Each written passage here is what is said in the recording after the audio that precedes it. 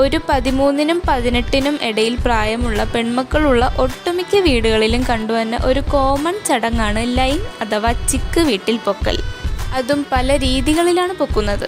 ഒന്നില്ലെങ്കിൽ ചാറ്റ് പൊക്കും, അല്ലെങ്കിൽ കോള് പൊക്കും, അല്ലെങ്കിൽ ലെറ്ററോ ഗിഫ്റ്റോ പൊക്കും. ഇനി ഇതൊന്നും അല്ലെങ്കിൽ കറങ്ങാൻ പോകുമ്പോൾ അവിടെ നിന്ന് പൊക്കും. പക്ഷേ മെയിൻ സംഭവം തുടങ്ങണം ഇത് കഴിഞ്ഞിട്ട്. അമ്മയുടെ ഒരു കരച്ചിലും പിന്നെ ഒരടി, എന്നിട്ടൊരു ഡയലോഗ്.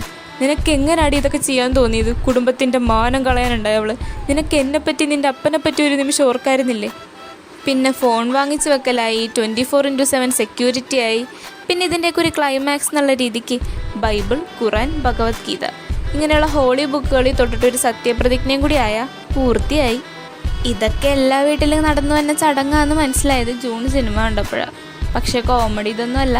അന്ന് അത്രയും അടി കൊള്ളാൻ കാരണക്കാരനായ നമ്മുടെ ലൈനില്ലേ, അവനൊക്കെ ഇപ്പം എവിടെയാണോ എന്തോ.